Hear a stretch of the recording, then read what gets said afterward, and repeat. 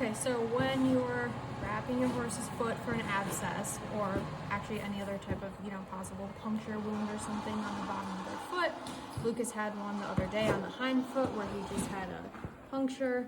So I use this method to pack it with Epsom salt and iodine and then wrap it up in a diaper and vet wrap and duct tape. Ready? Mm-hmm.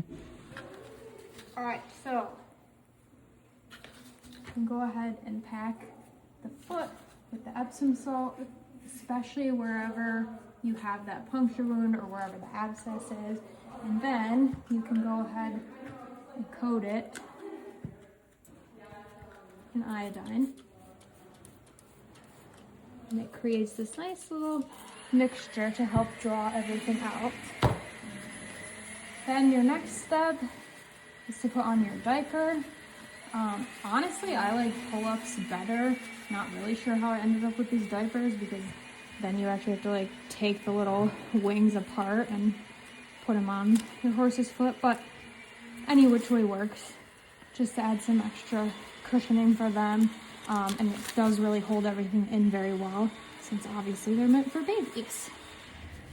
Once you've got it wrapped, then you can go ahead and take your vet wrap, and there's not really a specific way to do it. You're just trying your best to keep the wrap on for as long as possible. So I usually start from the bottom and then start wrapping the foot. And basically my goal is just to get it covered. You don't really need to worry about cutting off the circulation in your horse's foot or anything with that wrap. I mean, still be careful, but so basically you want to get as much covered as possible, and then you can go ahead and cut it off. Okay. Okay, last thing you're gonna do with your wrap is kind of like a duct tape square. So I like to build it out on the wall. Okay, you don't have to stick it very much. And I usually do 3 or 4 pieces straight up and down.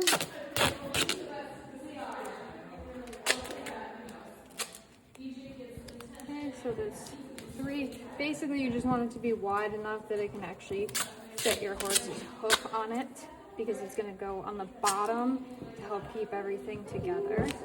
So then we'll put your tape this way.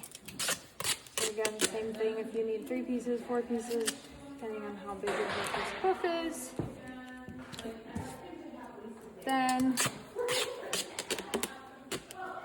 we can peel it off the wall and actually use it.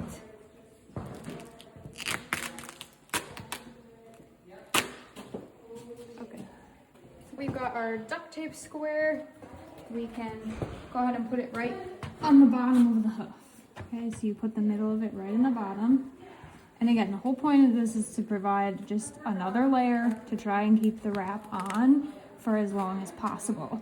It also helps, especially if the ground is potentially wet, it does help keep water out as well.